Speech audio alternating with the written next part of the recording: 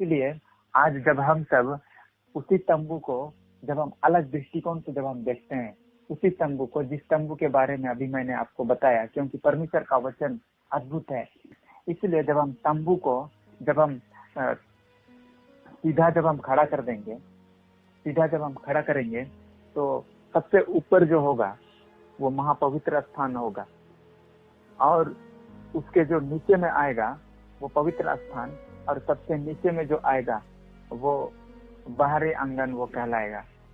अगर हम तंबू जो सीधा से जो बना हुआ है उसको अगर हम सीधा खड़ा कर देंगे, तो सबसे ऊपर में जो सबसे अंदर हुआ करता है वो ऊपर हो जाएगा, वो महापवित्र स्थान, और उसके नीचे में पवित्र स्थान, और सबसे नीचे में बाहरी भाग होगा।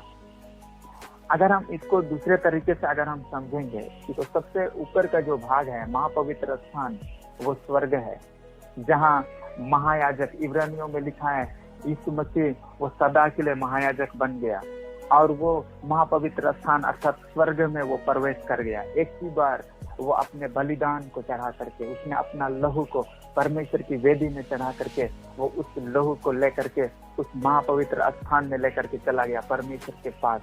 वो महापवित्र स्थान स्वर्ग है। और पवित्र स्थान क्या है? जो कि धरती के ऊपर है, बाहरी भाग के ऊपर है, वो पवित्र स्थान कलीसिया को बताता है। वही कलीसिया जो आदन की वटिका को हम यहाँ पे हम डिनोट कर सकते हैं, तो उसी आदन की वटिका में अर्थात वो कलीसिया में परमेश्वर आपको और मुझको रखा है। हम सब एक विशेष स्थान में है। उसने मिट्टी से मनुष्य को बनाया। मिट्टी जो साधारण मिट्टी था, जो साधारण स्थान था, उस साधारण स्थान से उसने लेकर के उनको एक विशेष स्थान में रखा है। और जो विशेष स्थान है वो आज कलीसिया है।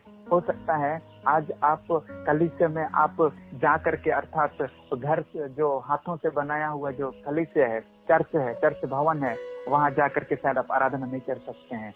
लेकिन जब आप प्रभु को आत्मिक रूप से जान लेते हैं, चाहे आप हाथों से बनाए गए भवन में जाकर के आराधना करते हो या ना करते हो, लेकिन अगर आप घर में प्रभु की आराधना करते हैं, प्रभु के वचन को अपने हृदय में रखते हैं, तो आप कलीसिया में जुड़े हुए हैं। एक विश्वव्यापी कलीसिया जो पूरे वर्ल्ड में जितने लोग इस मसीह के लहू से धोए गए लोग हैं, वो सब हम कलीसिया में जुड़ गए हैं। परमेश्वर ने आपको और मुझको साधारण स्थान से उठा करके एक विशेष स्थान में रखा है। और वो कलीसिया, पिछले दिनों में हमने सीखा था कि हम सब मसीह के अंग हो गए हैं। अर्थात कलीसिया में आने से आपका जीवन अलग है। संसार के लोगों से हम अलग हो गए। संसार का जो साधारण स्थान है, वो स्थान से परमेश्वर हमको एक विशेष स्थान में लेकर के आया है।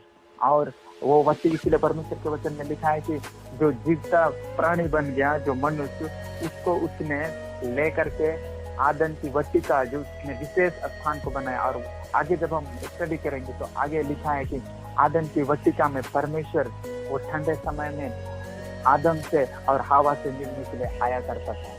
वो एक विशेष स्थान था जहाँ परमेश्वर सहभागिता रख सकता है। आज कलीसिया ही वो स्थान है जहाँ दुनिया के लिए ये कलीसिया एक भेद के समान है, लेकिन ये भेद वाला स्थान में परमेश्वर आपको और मुझको रखा है, जहाँ हम सब परमेश्वर के साथ संबंध को बना सकते हैं। परमेश्वर के साथ हम डायरेक्ट अपना कांटेक्ट को बना सकते हैं। दूसरे धर्मों में लोग सोचते हैं कि कोई पुजारी या तो कोई बड़ा पंडित ही परमेश्वर से संबंध बना सकता है, लेकिन हम सब जो प्रभु के प्रिय लोग हैं, इस मसीह के लहू से खरीदे गए लोग हैं, आपके लिए कोई बॉन्डेज नहीं है, आपके लिए कोई बंधन नहीं है। आप चाहे पढ़े हो या अनपढ़ हो, लेकिन जहाँ पे आप खड़े हैं वहां से भी अगर आप परमेश्वर को पुकारेंगे, परमेश्वर आपकी प्रार्थना को सुनेगा, क्योंकि हम सब विशेष स्थान में रखे गए हैं, क्योंकि हम सब को परमेश्वर जानता है, क्योंकि हमारे अंदर यीशु मसीह का लहू है। इसलिए क्योंकि आपके जीवन में यीशु मसीह का लहू का छिड़काव लगा हुआ है। हम सब जानते हैं जिस रात को इजरायली लोगों को परमेश्वर आज्ञा दिया था कि आज की रात मैं तुम लोग को मिस्र देश से बाहर निकालूंगा और उस कनान देश की ओर मैं ले चलूंगा। तुम लोग को एक काम करना है, एक मेमना को काटना है और उसका जो खून है उसको अपने जो दरवाजा है उसका अलंग में उसका लहू का छिड़काव को करना है। रात के समय में जब मृत्यु का दूत आया, जिसके जिसके घर में लहू था उसको वो नष्ट नहीं किया, लेकिन जिसके जिसके घर के जो दरवाजे हैं उसमें लहू नहीं था, तो उसने वहां के जितने भी पहले उठे थे चाहे वो धनी, चाहे गरीब, चाहे कोई भी व्यक्ति हो जिसके घर के जो दरवाजे हैं वहां पर लहू नहीं था, उन सारे पहिलौठों को मृत्यु का दूत मारा। वो लहू को पहचानता है। जब मेमना का लहू को पहचाना तो आज यीशु मसीह का लहू कितना ज्यादा महत्वपूर्ण रखता है।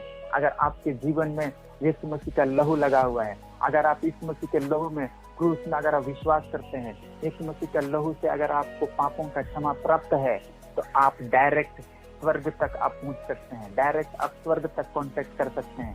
स्वर्ग आपको पहचानता है, स्वर्ग में रहने वाले स्वर्गदूत आपको पहचानते हैं, क्योंकि आपके अंदर में यीशु मसीह का लहू है, क्योंकि परमेश्वर ने आपको और मुझको एक विशेष स्थान में रखा है।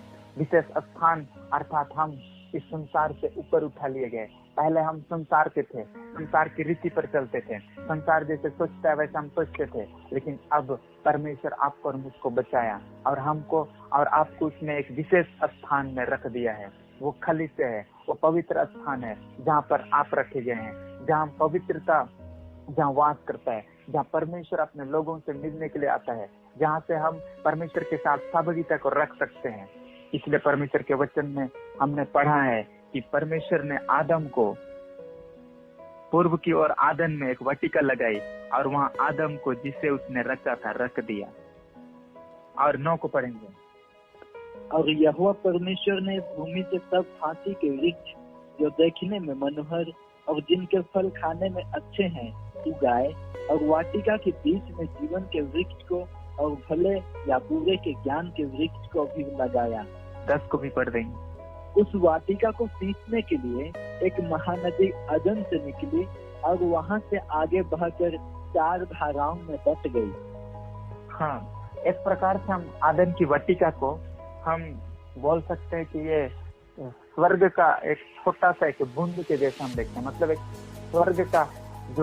स्वर्ग जो जैसा है वो उसका एक छोटा सा अंश आदन का वाटिका को हम मान सकते हैं, जहाँ परमेश्वर बहुत ही अच्छा, बहुत सुंदर उसने उस स्थान को बनाया। और वचन में लिखा है, हमने पढ़ा कि उस आदन की वाटिका में उसने बहुत सारे अच्छे अच्छे पेड़ों को लगाया। वो अच्छे पेड़ तो सब तरफ उसने लगाए, लेकिन आदन की वाटिका में और भी अच्छा बेस्ट चीज को उसने रखा है। कलीसिया के अंदर परमेश्वर की उपस्थिति में सब अच्छा चीज आपके लिए परमेश्वर ने रखा है। बहुत सारे अच्छे फल को जिसको लोग नहीं समझ सकते हैं, दुनिया के लोग नहीं समझ सकते हैं, वैसे अच्छे चीजों को परमेश्वर आपके लिए और मेरे लिए उसने रखा है। और यहाँ पे हम देख सकते हैं यहोवा परमेश्वर ने भूमि से सब भांति के वृक्ष जो देखने में मनोहर और जिनके फल खाने में अच्छे हैं उगाए। और परमेश्वर ने वहां पर बहुत सारे उसने वृक्ष को उगाया जो देखने में बहुत सुंदर थे और जिसके फल खाने में अच्छे हैं। अच्छे फलों को उसने वहां पे उगाया जिसके फल को मनुष्य खा सकता है।